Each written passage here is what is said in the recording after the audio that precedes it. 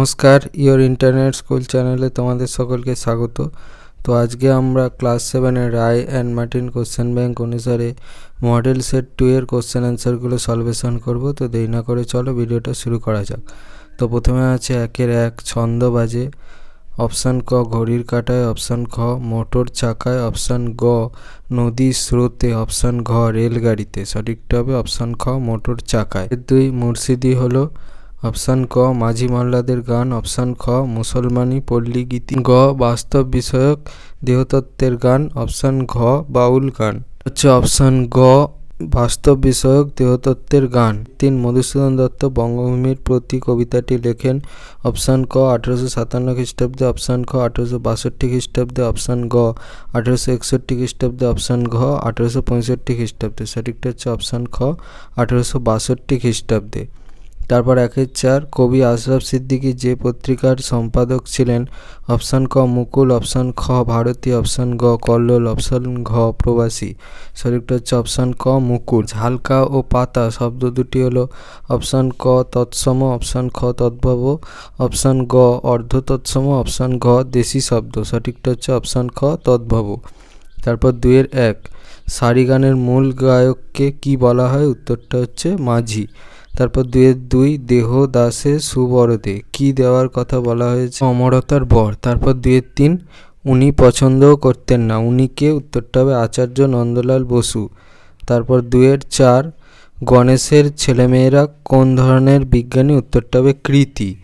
তারপর 3-1 প্রদত্ত শব্দগুলি কোন কোন ভাষা থেকে এসেছে? এই কয়েকটা বলেছে দরবেশ, কয়েকটা বলেছে বালতি, কয়েকটা হবে ফার্সি আর কয়েকটা হচ্ছে পর্তুগিজ। 2 বিপরীত শব্দ লেখো। কতে বলেছে ঈষৎ আর খতে বলেছে প্রবাস। তাহলে ঈষতের বিপরীত হবে হচ্ছে অধিক আর প্রবাসের বিপরীত হবে হচ্ছে স্বদেশ। তারপর 4-1 আমি প্রথম শুরু করি কার কি শুরু করার কথা বলা হয়েছে? বক্তার শুরু করার বিষয়টি সংক্ষেপে ব্যাখ্যা করো। বিখ্যাত চিত্রকর ও ভাস্কর রামকিঙ্কর বেইজ শান্তিনিকেতনের শিক্ষানৃত্যে প্রথম অয়েল পেন্টিং বা তেল রঙের কাজ করেন। যেহেতু তখনও শান্তিনিকেতনের কলা বিভাগে অয়েল পেন্টিং চিত্রমাধ্যমটির সূচনাই হয়নি, তাই রামকিঙ্কর এ ব্যাপারে চরম কৌতূহল ছিল। তাই তিনি চিত্র সামগ্রীর দোকানে গিয়ে বলেন, অয়েল পেন্টিং করব, কি রং আছে, এভাবে করলে হয় দেখান। তারা অয়েল পেন্টিং এর সরল পদ্ধতি তাঁকে বলে দেন। এরপর তিনি অ্যান্ড দ্য ডগ নামে একটা ভালো তেল রঙের কাজ করেন। 4.1 অথবা তখন সে সভ্য সমাজ থেকে দূরে থাকার জন্য হিমালয়ের একটা গিরিগুহায় আশ্রয় নিল। কে কী কারণে হিমালয়ের গিরিগুহায় আশ্রয় নিল? সেখান থেকে সে কি করলো? এখানে পাগলা গণেশের কথা বলা হয়েছে। পাগলা গণেশের 50 বছর বয়সে, অর্থাৎ গল্প অনুযায়ী 150 বছর আগে মৃত্যুঞ্জয় টনিক আবিষ্কার হয়। তখন গণেশও আর সকলের তো সেই টনিক খায়, ফলে তার মৃত্যু বন্ধ হয়ে যায়। 150 বছর আগে যখন সুকুমার শিল্পবিরোধী আন্দোলন শুরু হয় এবং শিল্প, সঙ্গীত, সাহিত্য ইত্যাদির পাঠ উঠে যেতে লাগে, তখন গণেশের ব্যাপারটা পছন্দ হয়নি। তাছাড়া আর বিজ্ঞানের বাড়াবাড়িরও একটা সীমা থাকা দরকার বলে তার মনে হয়েছিল। তারপর গণেশ অনেক চেষ্টা করে দেখেছিল যে রেলের চাকার গতি উল্টো দিকে ফেরানো সম্ভব নয়, তাই সে সভ্য সমাজ থেকে দূরে থাকার জন্য হিমালয়ের একটা গিরিগুহায় আশ্রয় নেয়।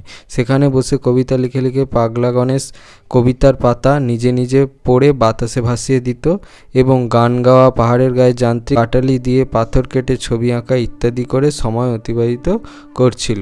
4.2 একুশের কবিতায় পাখি শব্দের ব্যবহার কতখানি সার্থক হয়েছে তা কবিতার বিভিন্ন পংক্তি উদ্ধৃত করে আলোচনা করো।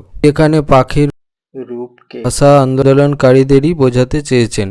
পাখির কলকাকলি যেমন করে হঠাৎ গুলির আঘাতে থেমে যায়, একে একে পাখিরা ঝরে পড়ে মাটিতে, সেইভাবে অতর্কিত খান সেনাদের গুলিতে বাঙালি যুবকেরা প্রাণ দেয়, তাদের দেহ ছিন্ন ভিন্ন হয়ে যায়। কয়েকটি পাখির গান শেষ হতে না হতেই তারা ঝরে পড়ে গেল মাটিতে। এই ছবিটি নির্যাতন ও মৃত্যুরই ছবি। 4.3 কালিয়ার বন কোথায়, সেখানে কিভাবে যেতে হয়? বাড়ি থেকে বেরিয়ে গলি, গলির পরে বড় রাস্তা, তারপর গির্জা, গির্জার পরে গোরস্থান, গোরস্থানের পরে আছে শুনশুনির মাঠ। আগে সেখানে ডাকাত পড়তো। এই মাঠের পরেই দূর থেকে দেখা যায় ঘন নীল কালিয়ার বন। কালিয়ার বনে যাওয়ার জন্য গোরস্থানের পাশ দিয়ে হনহনিয়ে হেঁটে যেতে হয়, পিছনে ফিরতে নেই। অনেকে নাকি ঘুরে ডাকতে পারে, কিন্তু পিছনে ফিরলেই বিপদ। 5-এর 1 শূন্যস্থান পূরণ করো। রাজপুত্র, সেখান থেকে ড্যাশ, সেখান থেকে হচ্ছে রাজপুত, তাহলে ড্যাশে হবে হচ্ছে রাজপুত্তুর। 2 মাছ শব্দটি বাংলায় কিভাবে এসেছে? তাহলে মাছ শব্দটা এসেছে এইভাবে, মৎস্য সংস্কৃত, সেখান থেকে হচ্ছে মৎস্য প্রাকৃত, আর সেখান থেকে এসছে মাছ বাংলা। 5.3 দুটি প্রাদেশিক শব্দের উদাহরণ দাও। প্রাদেশিক শব্দ দেখে নাও, দোসরা, তেসরা হিন্দিতে। 5.4 কাঁটা শব্দটি কী ধরনের শব্দ? উত্তরটা হবে তদ্ভব শব্দ। তারপর 5.5 তৎসম তদ্ভব শব্দের একটি পার্থক্য লেখো। তৎসম তদ্ভব শব্দের পার্থক্য। তৎসম শব্দ সংস্কৃত ও বাংলা উভয় ভাষাতে অভিন্ন রূপে যে শব্দগুলি প্রচলিত তাই তৎসম শব্দ, যেমন বৎস, সন্তান, স্নেহ, আকাশ। আর তদ্ভব হচ্ছে তদ্ভব শব্দগুলির উৎস তৎসম অর্থাৎ সংস্কৃত। সুতরাং সংস্কৃত শব্দ থেকে প্রাকৃতের মাধ্যমে বাংলায় আগত শব্দকে তদ্ভব শব্দ বলে, যেমন গাত্র গা গা, হস্ত হত্ত হাত। তৎসম শব্দের অর্থ তার সমান অর্থাৎ সংস্কৃতের সমান, অর্থাৎ এগুলি অবিকৃত সংস্কৃত শব্দ। তদ্ভব শব্দের অর্থ তৎ অর্থাৎ তার থেকে, মানে সংস্কৃত থেকে ভব বা উৎপন্ন, অর্থাৎ সংস্কৃত উৎসমূল থেকে সৃষ্ট শব্দই হলো তদ্ভব শব্দ। বাংলা ভাষায় তৎসম শব্দের সংখ্যা প্রচুর, আনুমানিক 50-60 হাজার। বাংলায় তদ্ভব শব্দের সংখ্যা তৎসম শব্দের সংখ্যার চেয়ে কম। তৎসম শব্দের মধ্যে কোনো রকম ধ্বনি পরিবর্তন ঘটে না। বাংলায় তদ্ভব শব্দের সংখ্যা তৎসম শব্দের সংখ্যার চেয়ে কম। তৎসম শব্দ অবিকৃত, তাই একে কোনো স্তর অতিক্রম করতে হয় না। তদ্ভব শব্দকে অবশ্যই প্রাকৃত ভাষার স্তর অতিক্রম করে আসতে হয়। ভিডিওটা ভালো লেগে থাকে তাহলে ভিডিওটাকে অবশ্যই লাইক করো এবং আমাদের চ্যানেলটাকে অবশ্যই সাবস্ক্রাইব করে দিও। এই ধরনের ভিডিও নোটিফিকেশান জলদি পেতে হলে আমাদের চ্যানেলটাকে সাবস্ক্রাইব করার পাশাপাশি পাশে থাকা বেল আইকনে গিয়ে অবশ্যই ক্লিক করে দিও, যাতে করে ভিডিও আপলোড হওয়ার সাথে সাথেই তোমরা তার নোটিফিকেশান পেয়ে যাও। আর দেখবে এই ভিডিও ডেসক্রিপশানে আমাদের টেলিগ্রাম এবং হোয়াটসঅ্যাপ গ্রুপের লিঙ্ক দেওয়া আছে, সেখানে তোমরা জলদি জয়েন হয়ে যাও এই সমস্ত কোশ্চেন অ্যান্সার সলভেশনের পিডিএফ এবং অন্যান্য বিভিন্ন সাজেশানের পিডিএফগুলো ফ্রিতে কালেকশান করতে। তো আজকের মতো ভিডিওটা এই পর্যন্তই, দেখা হচ্ছে পরবর্তী ভিডিওতে।